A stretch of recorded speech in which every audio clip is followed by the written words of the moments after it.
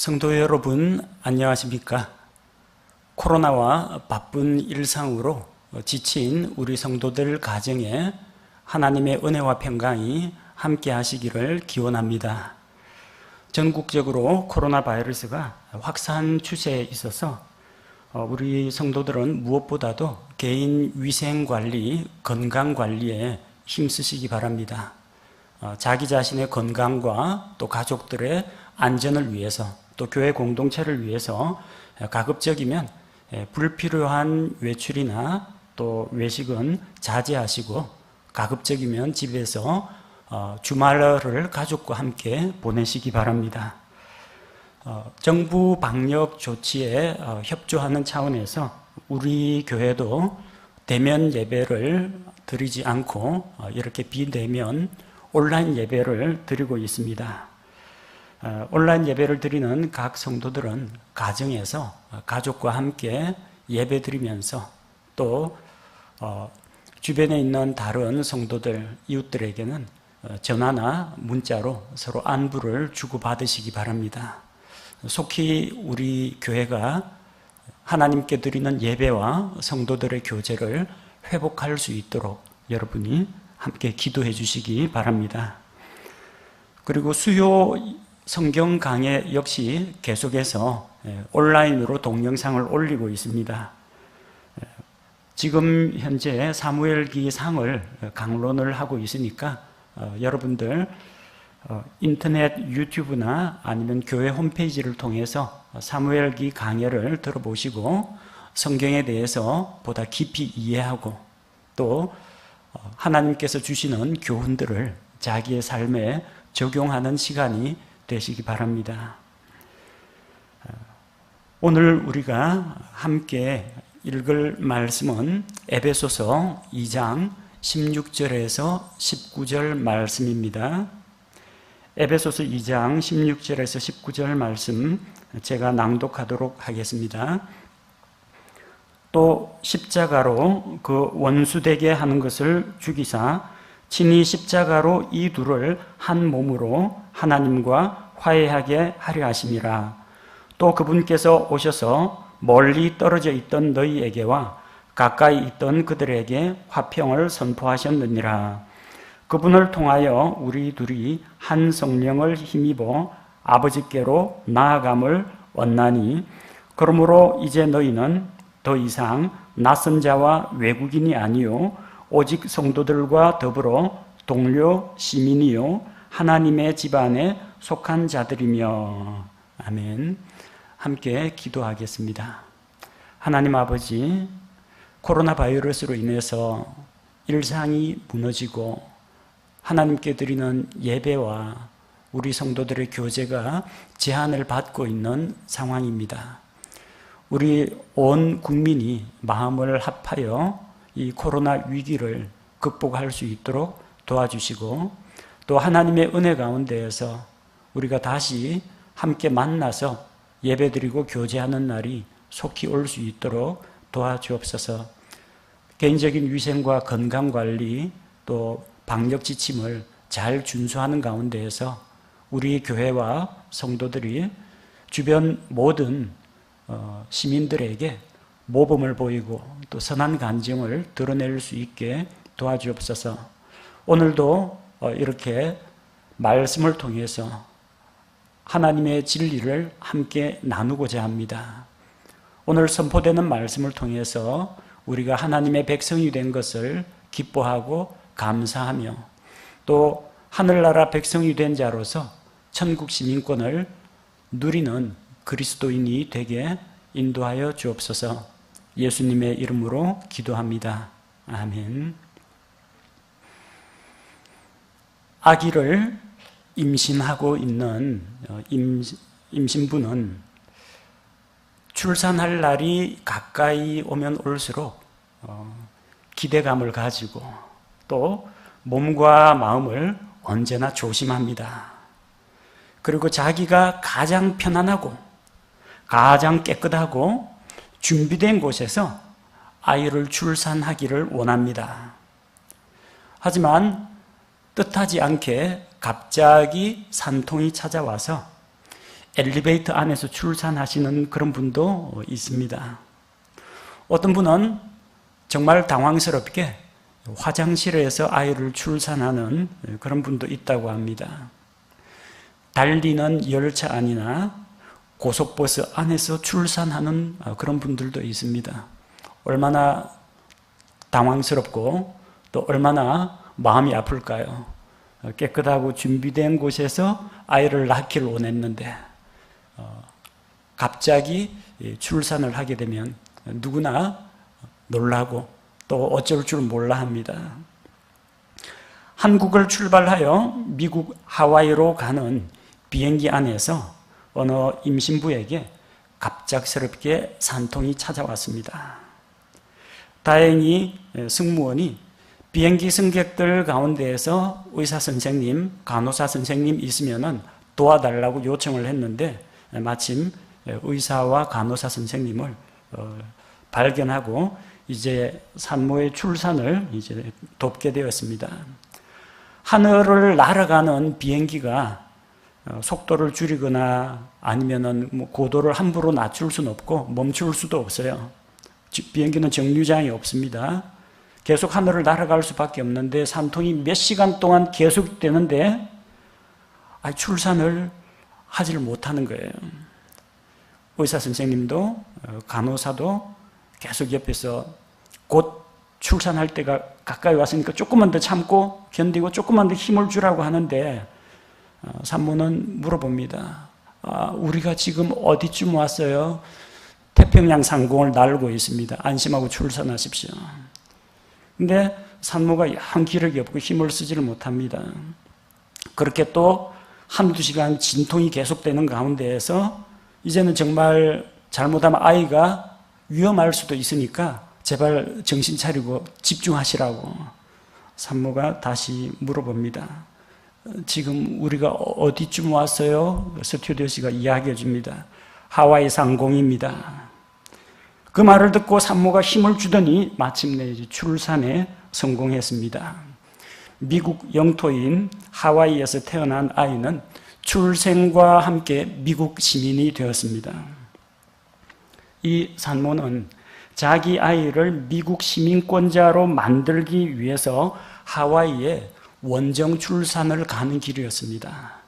근데 실제 자기가 예상한 것보다 좀 일찍 산통이 왔는데 이 태평양 한가운데 하늘에서 이름 모를 어떤 부족의 섬 위를 지나갈 때 출산하면은 안 되고 미국 영토, 미국 영공 안에 들어가서 출산을 하겠다고 그렇게 버텼던 겁니다. 한때 우리 사회에서는 높은 지위와 권력을 가진 사람들 그리고 부유층 인사들 가운데에서 원정 출산을 하는 것이 마치 사회적인 유행으로 그들만의 유행으로 자리 잡았던 적이 있습니다. 왜 그렇게 원정 출산을 하려고 하느냐? 자기 자녀들을 세계적인 강대국인 미국의 시민권자로 만들려고 하는 생각 때문이었습니다. 그렇게 하면 나중에 자녀들이 성장해서 미국에 유학을 갈 때 여러 가지로 혜택을 봅니다.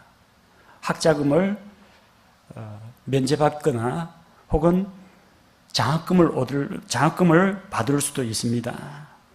혹은 미국 시민권을 가지고 있으면은 나중에 자기의 본 국적을 포기하고 미국 시민권을 취득하게 되면은 미국 내에서 직장을 구하는데 훨씬 유리한 조건이 됩니다. 어떤 이는 자기 아들들을 일단 이중국적자로 만든 다음에 나중에 대한민국의 병역 의무를 해결하기 위해서 시민권자로 만들려고 하는 사람도 있습니다. 왜 그렇게 시민권에 대해서 사람들이 관심을 가질까요? 시민권이라는 말에서 볼 수 있듯이 시민이 가지는 권리가 있기 때문입니다. 그 나라의 국력이 강하고 경제적으로도 풍요롭고 사회복지 제도가 잘 되어 있고 그러면은 누릴 수 있는 권리도 덩달아서 많아집니다. 그래서 꼭 그런 나라의 시민권을 얻으려고 하는 겁니다. 시민이 무엇입니까? 도시에 살면 다 시민이 아닙니다. 시민이라는 말은, 시티즌이라는 말은 자기가 속한 지역 공동체 내에서 그 사회 구성원으로서의 책임과 의무를 다하는 사람을 가리켜서 시민이라고 합니다. 그래서 자기가 속한 그 도시 혹은 그 국가 안에서 세금을 성실하게 납부하고 또 국방의 의무를 이행하고 그 나라의 법과 규칙과 제도를 준수하고 그럴 때 시민으로 인정받을 수가 있습니다. 그런 의무를 이행한 다음에야 시민이 누리는 권리를 누리게 됩니다. 그게 시민권입니다. 미국 시민권에 대해서 잠시 이야기하도록 하겠습니다.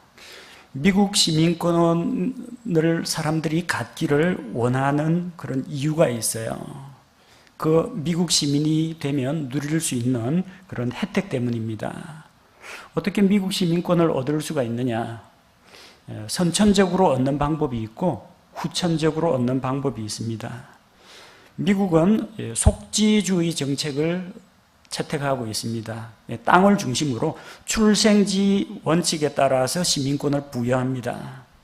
혈통이 아니라 어디에서 태어났느냐. 미국 영토 안에서 태어나면 미국 시민이 되는 겁니다. 원래 미국에는 국적을 부여하는 그런 기준이나 법률이 없었습니다. 그런데 남북 전쟁이 끝나고 나서 이제 남부 노예들에 대한 국적 논쟁이 벌어졌습니다. 아프리카에서 데리고 온 이 미시시피주에 있는 이런 흑인 노예를 미국 사람으로 인정해야 되느냐 말아야 되느냐.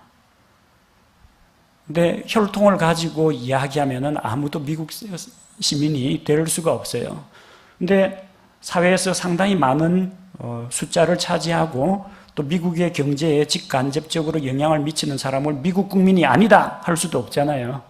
그때부터 미국에서 태어나면 미국 시민이다. 이것을 연방수정헌법에 추가하게 된 겁니다. 그래서 미국에서 출생한 사람들은 미국 시민권을 누린다. 이것은 미국 헌법에 의해서 보장되어 있습니다. 보수적인 공화당 정치인들이 이 자꾸 외국에서 들어오는 이런 외국인 노동자, 이민자들, 이런 사람들에게 돌아가는 혜택을 없애기 위해서 출생지주의를 폐지하려고 하는데 번번이 실패했습니다. 그거 하려면 헌법을 개정해야 되기 때문입니다. 부모가 외국인이라도 상관없습니다. 미국 영토에서 태어나면 미국 시민권을 얻습니다. 임신한 상태에서 미국에 가서 미국 영토에서 아이를 낳는 사람들이 많은 이유가, 원정 출산하는 이유가 바로 그 때문입니다. 개발도상국이나 후진국에서 그 미국 시민권을 얻겠다고 이런 방법으로 자기 자녀를 미국에서 낳아서 미국 시민으로 만듭니다. 한국 사람들은 주로 로스앤젤레스, 하와이, 괌 등으로 많이 떠난다고 합니다. 제가 미국에서 유학하던 시절에 저기 동남아나 아프리카나 남미에서 온 그런 사람들도 있었는데 그 신학교 다니는 학생들 가운데에서도 시민권 문제 때문에 거기서 아이를 둘, 셋, 넷 낳는 사람들이 제법 있었어요. 그럼 그 아이가 미국 시민권자이기 때문에 그 아이가 성년이 될 때까지 부모가 후견인으로서 책임지고 돌봐야 하거든요.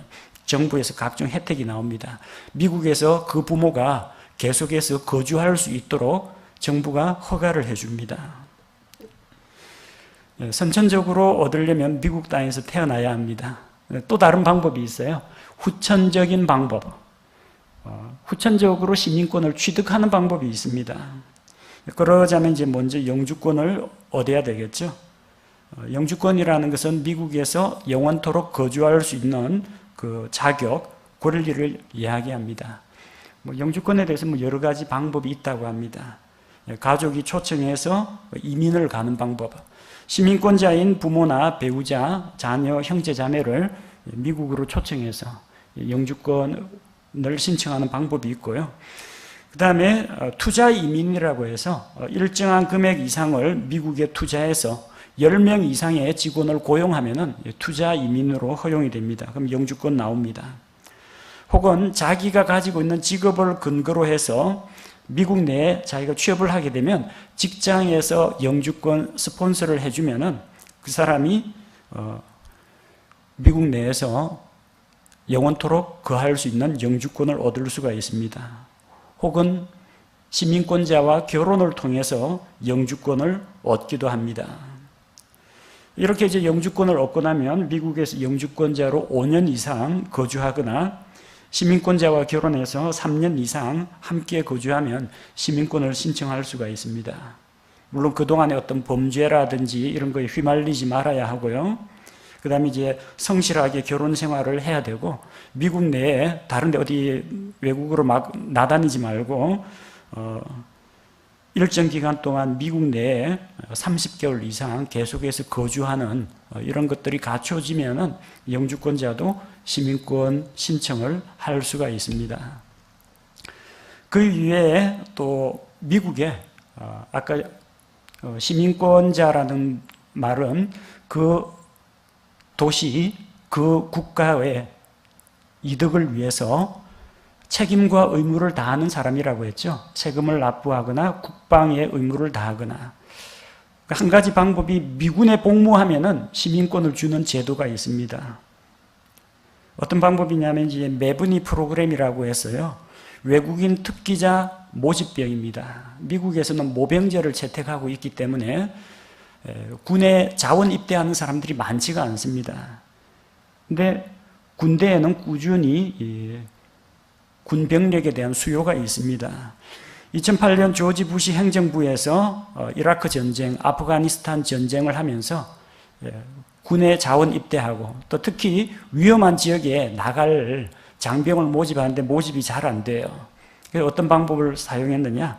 외국인 특기자 모병제를 실시해서 외국인들 가운데 합법적인 유학비자나 아니면 어떤 취업비자나 영주권 이런 것을 가지고 있으면은 미국 사람이 아닐지라도 미군에 입대를 할 수 있는 자격을 주었습니다.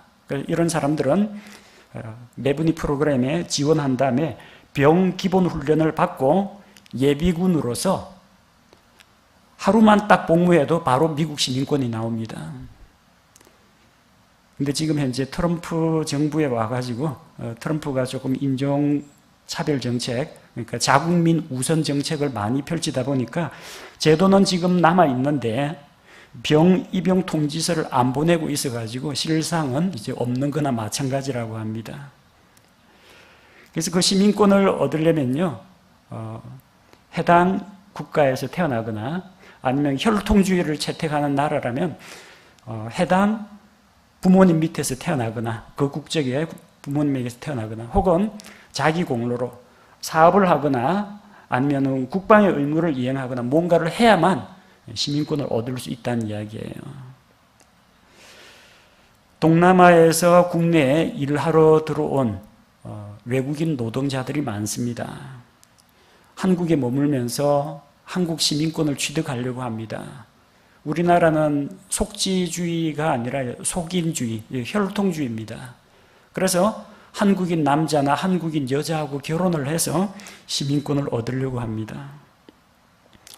그런 동남아 사람들에게는 대한민국 시민권도 그만큼 중요한 혜택과 가치가 있다는 이야기죠.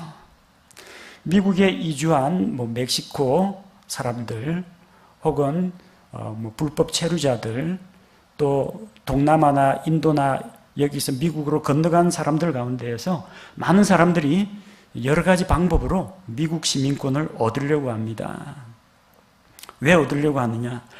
미국은 전 세계에서 가장 강한 군사력을 갖추고 있는 나라입니다. 또 세계 경제 대국입니다.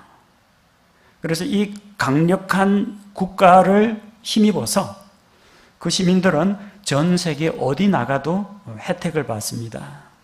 선교사로 나가도 미 정부가 보호해 줍니다. 해외에 나가서 사업을 하더라도 미 정부가 보증을 해줍니다.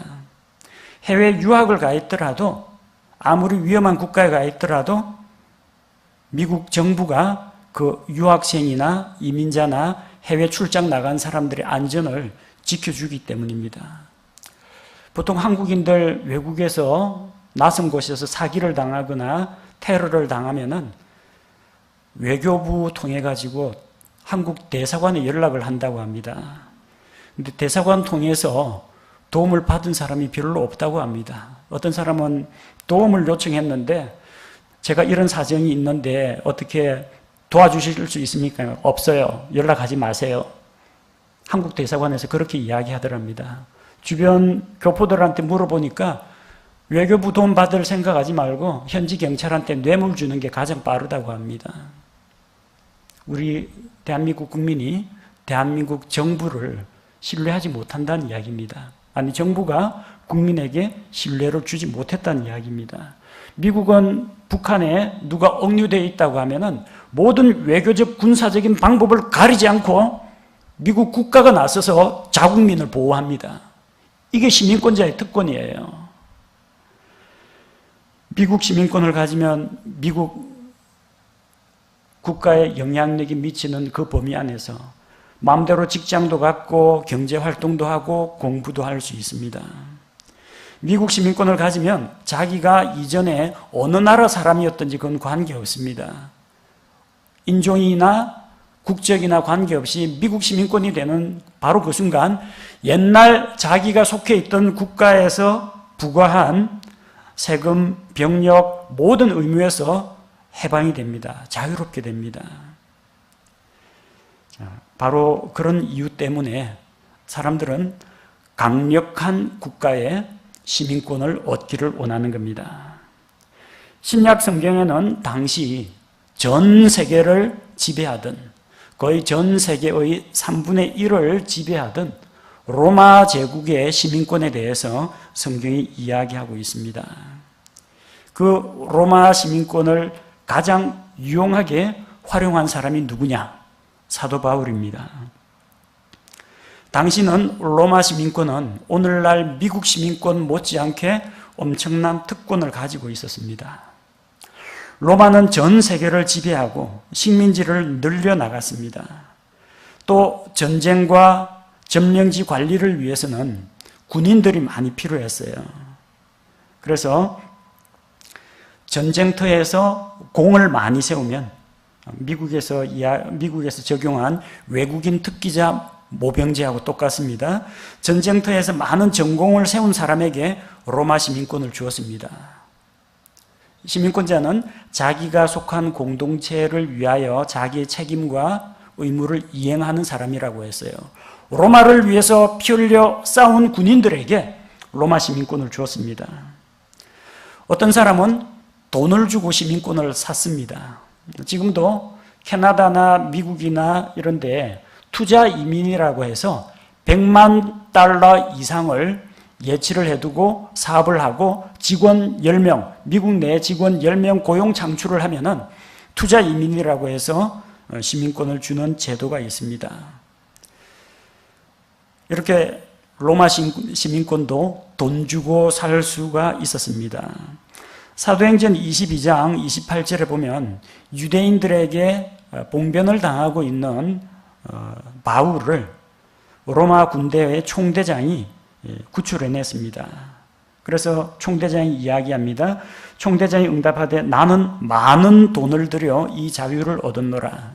자유를 얻었다고 했는데 그 로마 시민권을 가진 사람을 다른 말로 자유인이라고 이야기합니다. 그는 돈을 많이 써가지고 시민권을 취득한 사람입니다. 반면에 날 때부터 로마 시민권을 가지고 있는 사람도 있습니다. 누구냐? 사도 바울이죠. 사도행전 22장 28절에 보니까 바울이 이르되 나는 태어나면서부터 자유로운 자니라 하니라. 바울은 베냐민 지파에 속한 히브리 사람입니다. 유대인입니다.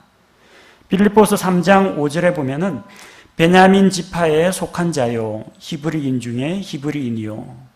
그는 유대인입니다. 근데 그의 가족은 시민권자였어요. 로마가 자기들이 점령한 식민지의 민심을 잡아서 안정시키기 위해서 그 지역 지도층 사람들에게 시민권을 주었습니다. BC 171년 사도 바울의 조상이 살던 길리기아 다소, 그 다소가 로마의 영지로 편입이 되면서 바울의 조상도 시민권을 얻었습니다. 그래서 바울은 시민권자인 부모 밑에서 태어났기 때문에 날 때부터 로마 시민이 되었습니다. 로마 시민권을 가지면 뭐가 좋으냐? 여러 가지 특권이 있어요. 시민권을 가진 사람은 선거권이 있습니다. 정치 후보자 대표를 뽑을 수가 있고 투표권이 있습니다. 정부 정책에 대해서 찬반 투표에 참여할 수가 있고 또 재산권을 가집니다. 그 재산권이 국가에 의해서 보장을 받습니다. 시민권자는 로마의 발달한 교통망을 이용해서 전 세계를 마음대로 여행할 수 있는 통행증을 발급받습니다. 생각해 보십시오. 사도 바울이 복음 전도를 위해서 지중해 연안, 이탈리아, 그리스, 유럽 지역 다 돌아다녀야 돼요. 어떻게 마음 놓고 다닐 수 있었을까요? 통행증이 있어요. 통행증. 로마 시민권 가진 사람만 가질 수 있는 통행증을 정부에서 발급합니다. 어디 여행할 때 검문을 하거나 로마 시민이나 로마 군대나 관리를 만나면 통행증 보여주면 다 통과됩니다. 통행증에 뭐라고 적혀 있는지 아십니까? 통행증에 이런 내용이 있어요. 만약 땅이나 바다에서 이 통행증을 가진 사람을 해치려고 하는 사람이 있다면 당신이 로마 황제와 전쟁을 할 만큼 강한지 생각을 해보시기 바랍니다. 통행증에 그렇게 적혀 있어요.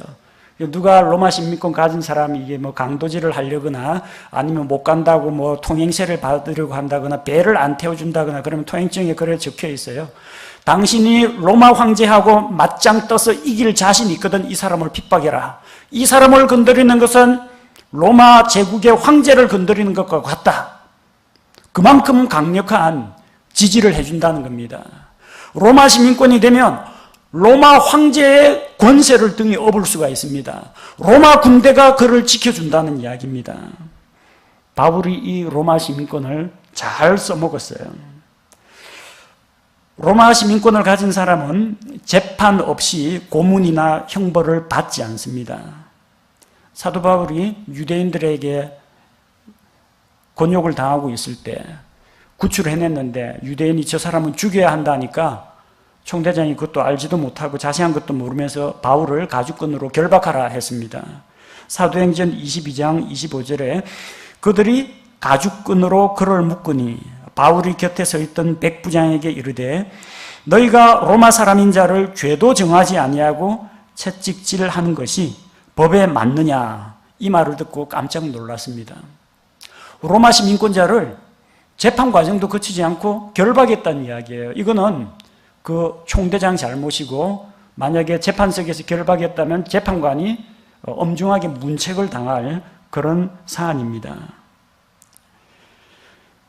로마 시민은 정식 재판 없이는 고문이나 결박, 구금, 형벌을 받지 않습니다. 또 만약에 재판에 불복한다 그러면은 재판관 못 믿겠다. 황제 앞에서 직접 재판받겠다. 로마 황제에게 상소할 수 있는 권리가 있습니다. 우리나라식으로 이야기하면 청와대에다가 청원을 넣을 수 있다는 이야기입니다. 또한 로마 시민은 잔인하고 모욕적인 형벌, 대표적인 게 십자가 형벌, 이런 것은 피할 수 있는 권리가 있습니다.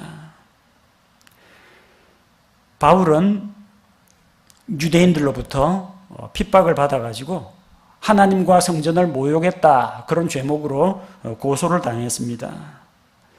바울은 로마 시민권을 가지고 있기 때문에 유대인들의 어떤 관습이나 그들의 종교 이런 것에 의해서 법적으로 처벌을 받지 않습니다. 로마법을 어긴 게 아닌 이상은 처벌을 받지 않습니다. 그래서 재판에 끝까지 나가서 싸우면은 바울은 무죄로 풀려납니다. 근데 무죄로 풀려나면 위험해요. 법정 밖을 나오는 순간 성난 유대인들에게 돌맞아 죽을 위험이 있습니다. 그래서 바울은 자기의 무죄를 주장하지 않고 내가 로마 시민이니까 이 재판은 카이사르의 재판정이니까 로마 황제 카이사르 앞에서 재판을 받겠다고 이야기했습니다. 사도행전 25장 11절에 만일 내가 범죄자이거나 혹은 죽을 짓을 하였으면 죽는 것을 마다하지 아니할 터이나 만일 이 사람들이 나를 고소하는 이 일들 중에서 그런 것이 없다면 아무도 나를 그들에게 넘겨줄 수 없나이다. 내가 카이사르에게 청원하나이다 하니 카이사르에게 청원했어요. 무죄로 풀려나올 수 있는데 로마 시민이 가진 상속권 이걸 이용했습니다. 그러니까 그를 재판정 밖으로 보내는 게 아니라 이 총독이 바울을 군대에 호위하여서 배를 태워갖고 로마까지 보냅니다. 그래서 로마에 복음이 들어가게 된 겁니다. 바울은 자기 일신의 안위를 생각하지 않았습니다. 복음을 생각했습니다. 복음을 로마에 전할 수 있다면, 카이사르의 황실에 복음이 들어간다면 기꺼이 내가 죄인의 몸으로 로마에 들어가겠다. 그렇게 결심한 겁니다. 바울은 빌립보 감옥에서도 곤욕을 당했습니다. 복음 전도 여행 다니다가 억울하게 점치는 악한 영이 들린 소녀에게서 악령을 내쫓아 주었는데 그 소녀의 주인들이 자기들 돈벌이가 끊어졌다고 바울과 실라를 고발을 했습니다. 매를 맞고 감옥에 갇혔습니다. 하나님께서 밤중에 감옥 문을 여시고 결박을 풀어주셨지만 그는 감옥에서 타로 가지 않고 빌립보 감옥의 간수에게 복음을 전했습니다. 간수와 그의 집안이 구원을 받았습니다. 다음 날 그 행정관이 와서 바울을 석방한다 했는데 바울이 못 나간다 그럽니다. 로마 사람인 우리를 죄도 정치 아니하고 매를 때리고 함부로 감옥에 가뒀는데 우리 발로는 못 나간다. 책임자 나와라. 책임자가 우리한테 잘못을 사과하고 나가달라고 부탁해야 나가겠다. 빌립보 지역에 있던 행정관들이 깜짝 놀랐습니다. 로마 사람을 죄도 정하지 않고 채찍질하고 그리고 감옥에 가두고 결박해서 감옥에 가두었기 때문에 엄중 문책이 떨어집니다. 그래서 그들이 예의를 갖춰서 바울에게 정중하게 빌립보에서 떠나달라고 간청을 해야만 했습니다. 위세가 대단하죠. 미국 시민권자 세계적인 강대국 미국의 힘을 얻고 있습니다. 로마 시민권자 대단하죠. 대제국 로마가 뒤를 봐주고 있습니다. 부러우시죠? 여러분 로마 시민권자 되고 싶습니까? 미국 시민권자 되고 싶습니까? 그런 거 부러워하지 마십시오. 우리한테는 더 좋은 게 있습니다. 미국 시민권, 로마 시민권, 그것과 비교할 수 없는 천국 시민권이 우리에게 있다는 것을 기억해야 합니다. 로마가 강하겠어요? 미국이 강하겠어요? 하나님의 왕국이 강하겠어요? 로마 황제가 강하겠어요? 미국 대통령이 강하겠어요? 주 하나님께서 강하시겠어요? 우리 하나님이 강하시죠. 우리의 뒷배가 되어주신다는 겁니다. 우리의 보호자가 되어주신다는 겁니다. 우리의 아버지가 되어주십니다. 우리의 구원자가 되어주십니다. 이런 하나님이 내게 있다는 것, 내가 천국 시민이 되었다는 게 얼마나 놀라운 일이요, 놀라운 특권인지 모릅니다. 로마 시민 되려면 힘들어요. 로마 시민권 가진 부모님 밑에서 태어나는 방법이 있어요. 전쟁에 나가서 열심히 싸워서 계속 이겨야 됩니다. 전쟁에서 죽으면 말짱 헛것이고 살아남아야 됩니다. 혹은 돈을 엄청 많이 로마 정부에 갖다 바쳐야 시민권이 나옵니다. 미국 시민권 취득하려면요, 태어날 때부터 미국 땅에서 태어나야 됩니다. 그게 가장 기본적인 방법이고, 다른 방법은 돈 많이 싸들고 미국에 투자 이민을 가는 겁니다. 아니면 미국에서 시민권자하고 결혼하는 방법도 있습니다. 미국에서 미국 군대를 위해서 아프가니스탄이라든지 이라크라든지 이런 데 파병돼 가지고 자기 생명을 걸고 미국을 위해서 싸워야 겨우 미국 시민권이 나옵니다. 이 세상의 시민권은 어떻게 얻습니까? 혈통으로 얻습니다. 부모 덕에 얻습니다. 돈 갖고 얻습니다. 노력해서 얻습니다. 만약 여러분 천국 시민권이 그런 방식으로 얻는다면 얼마나 불합리하겠습니까? 하나님 왕국을 위해서 싸워야 되는데 하나님 저는 힘을 못 씁니다. 저는 건강이 안 좋습니다. 병상에 누워 있습니다. 어떻게 천국 시민 안 됩니까? 힘 약한 자 오지 마라. 돈 있는 자 와라. 건강한 자 와라. 권세 있는 자 와라. 좋은 부모 밑에서 태어난 자 와라. 이러면은 구원 못 받을 사람이 너무나 많아집니다. 하나님은 사람의 노력, 사람의 행위, 사람의 혈통 이것은 따지지 않으십니다. 은혜의 선물로 천국 시민권을 우리에게 주시는 겁니다. 천국 시민권은 부모의 혈통으로 받을 수가 없습니다. 요한복음 1장 13절에 이들은 혈통으로나 육신의 뜻으로나 사람의 뜻으로 나지 아니하고 오직 하나님에게서 태어난 자들입니다. 믿는 부모님 밑에서 태어난다고 구원받는 거 아닙니다. 하나님의 자녀로 태어나야 합니다. 예수 그리스도를 구원자로 믿고 영접하여 하나님의 자녀로 태어나야 천국 시민이 되는 것입니다. 만약에 부모의 혈통에 따라서 구원받는 게 결정된다면 저는 구원받지 못했을 겁니다. 저희 부모님은 믿지 않는 분들이었습니다. 지금은 구원받으셨지만 만약 혈통으로 하나님의 백성 천국 시민권을 얻는다면 저같이 불신 가정에서 태어난 사람은 구원받을 기회가 영영 없었을 겁니다. 그러나 하나님께서는 혈통을 보지 않습니다. 가문을 보지 않습니다. 무엇을 보십니까? 믿음을 보십니다. 예수 그리스도께서 십자가에서 우리를 위해서 흘리신 피를 믿는 믿음을 보시고 천국 시민권을 주신다는 겁니다. 미국 시민권은 미국 영토에서 태어나야 시민권을 취득합니다. 천국 시민권은 지구상 어느 땅에서 태어났느냐 아무런 관계가 없습니다. 미국에서 태어나도 좋고 대한민국에서 태어나도 좋고 아프리카 오지에서 태어나도 좋고 아마존 밀림에서 태어나도 좋고 심지어 공산주의 국가에서 태어난 사람이라도 예수 그리스도를 믿기만 하면 천국 시민권을 얻을 수가 있다는 겁니다. 얼마나 좋습니까? 전 세계 어느 나라 어느 민족 사람이라도 누구나 천국 시민권이 될 수 있는 기회를 하나님께서 주셨다는 겁니다. 천국 시민권은 돈으로 살 수 없습니다. 아무리 큰 공을 세워도 얻을 수가 없습니다. 로마 시민권을 얻으려면 전쟁터에서 피땀 흘려서 싸우고 끝까지 살아남고 전공을 세워야 됩니다.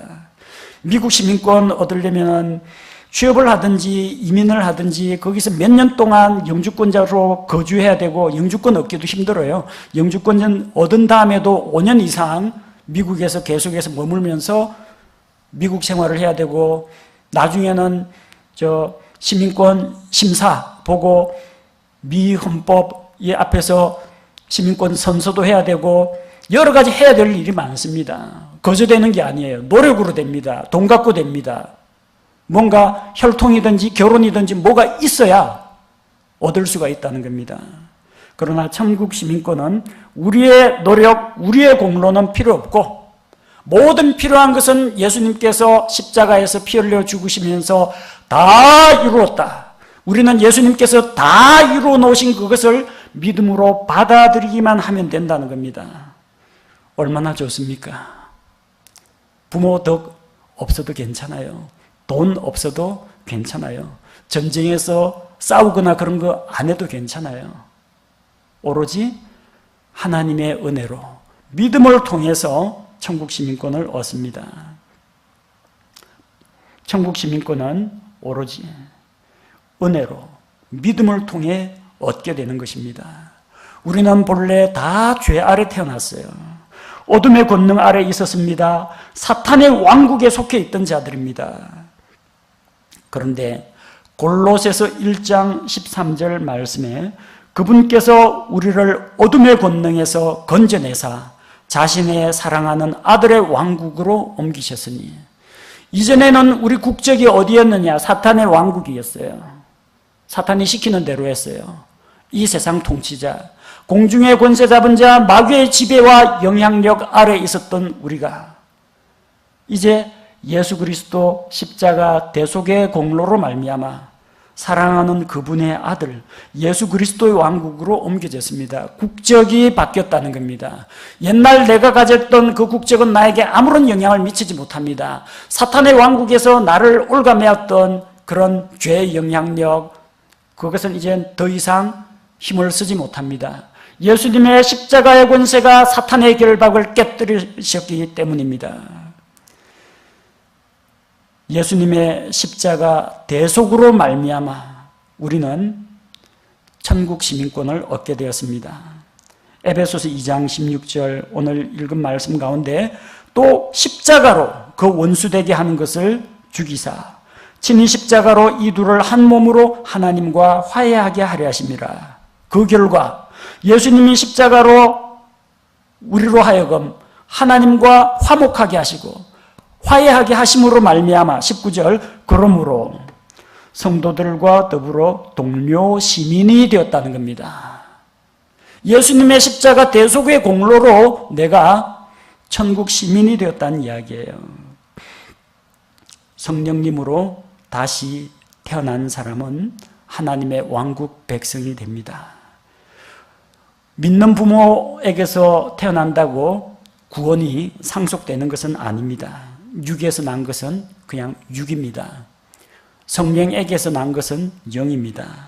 요한복음 3장 5절에 예수님께서 대답하시되 진실로 진실로 내가 네게 이르노니 사람이 물에서 나고 성령에게서 나지 아니하면 하나님의 왕국에 들어갈 수 없느니라. 다시 태어나야 합니다. 우리의 영이 성령님을 통해서 다시 태어날 때 하나님의 백성, 하나님의 가족이 됩니다. 세상에서 로마 시민권도 많은 특혜가 있습니다. 미국 시민권도 많은 혜택이 있습니다. 천국 시민권은 어떤 혜택이 있느냐? 많은 특혜를 받습니다. 하나님께서는 천국 시민이 된 자기 백성의 죄를 모두 용서하시고 다시는 기억지도 않으십니다. 죄에 대한 완전한 사면이 있습니다. 또 하나님께서 계신 천국에 들어가서 영원히 살 수 있습니다. 영주권 취득합니다. 또한 왕이신 주님과 함께 교제할 수 있는 복을 누리게 됩니다. 세상에 누가 미국 대통령하고 차 마시면서 개인교제 나눌 수 있겠어요? 힘들어요. 스케줄 다 짜여 있어요. 신혼조회 다 들어갑니다. 들어갈 때 몸수색 다 당합니다. 그러고도 인가받고 허락받은 사람만 간신히 들어갑니다. 시간도 그리 길지도 않아요. 만왕의 왕이신 우리 주님과 우리가 날마다 우리가 원하기만 하면 언제든지 주님께서 우리를 만나주시고 우리의 기도를 들어주시는데 이런 놀라운 특권이 어디 있습니까? 또 천국 시민이 된 자는 하나님께서 자기 백성, 자기 시민이라고 항상 지키고 보호해 주십니다. 우리나라 국민들 가운데 외국 여행 나갔다가 봉변을 당하는 경우가 있습니다. 해적들에게 고기잡이 하다가 해적들에게 배를 탈취당하고 인질이 되는 경우도 있습니다. 누가 구해줍니까? 국가에서 나서서 구해주는 경우도 있는데 회사에서 해적들하고 협상해가지고 돈 주고 다시 인질로 잡힌 사람들을 구해냈다고 합니다. 정부가 안 도와주는 경우도 있습니다. 정부가 도와준 거는 신문에 많이 실립니다. 근데 안 도와주는 게 많아요. 필리핀에서 억울하게 범죄자 누명을 쓰고 감옥 생활을 하는데 한국 대사관의 호소에도 안 도와줍니다. 모른 척 합니다. 법적인 절차를 밟으라고 합니다. 결국은 자구책으로 자기가 돈을 써서 경찰 그리고 변호사 선임해가지고 간신히 풀려나오곤 합니다. 하나님 안 그래요. 하나님의 왕국은 안 그래요. 자기 국민, 천국 시민은 철저하게 보호합니다. 누구든지 이 사람 건드리려거든 로마 황제하고 싸울 만큼 용기가 있는 사람인지 자신을 입증하라. 로마 시민들이 가진 통행증에 그렇게 나와 있어요. 누구든지 이 하나님의 백성을 침범하는 자는 그분의 눈동자를 침범하는 것이다. 구약성경에 그렇게 기록되어 있습니다. 누가 하나님하고 감히 맞서 싸우려고 하겠습니까? 하나님은 자기 백성을 버리지 않으십니다. 지켜보호하십니다. 질병과 재난에서, 불행에서 항상 건져주십니다. 그리고 천국 시민은 자기가 수고한 것에 따라서 그분의 왕국에서 보상을 받습니다. 어떤 나라에서 취업을 해서 일을 하면 그에 대한 대가를 받는 건 당연하죠. 하나님의 왕국에서 내가 뭔가 일을 하면 일에 대한 대가가 온다는 겁니다. 그것이 이 세상에서 어떤 물질적인 보상, 건강의 보상, 가정에 내리는 축복으로 올 수도 있지만 보다 중요한 것은 저 영원한 하늘에서 우리에게 하나님으로부터 칭찬과 영광과 영예가 주어진다는 것입니다. 누구든지 이 어린아이에게 또 이 어린아이가 주님을 믿는다는 이유로 찬물 한 그릇이라도 대접하면 내가 결코 잊지 않고 다 기억했다가 남김없이 갚아주겠다고 주님께서 약속하셨습니다. 천국 시민은 이런 놀라운 혜택을 가지고 있습니다. 앞서 말씀드리기를 시민은 시민권을 누리기 전에 해당 그 국가와 해당 그 도시의 시민으로서 책임과 의무를 다해야만 시민권, 시민의 권리를 주장할 수 있다고 했습니다. 책임과 의무는 이행 안 하고 권리만 주장하는 사람들 많아요. 그러면 안 됩니다. 같이 가야 됩니다. 천국 시민의 특권만 주장할 것이 아니라 우리가 하나님의 백성, 천국 시민으로서 무엇을 할 것인지 우리 생각해 봐야 합니다. 우리에게는 천국 시민으로서 어떤 의무가 있습니까? 첫 번째는 하나님을 찬양하고 경배하는 것입니다. 그리고 그분의 찬양을 많은 사람들에게 전파하는 것입니다.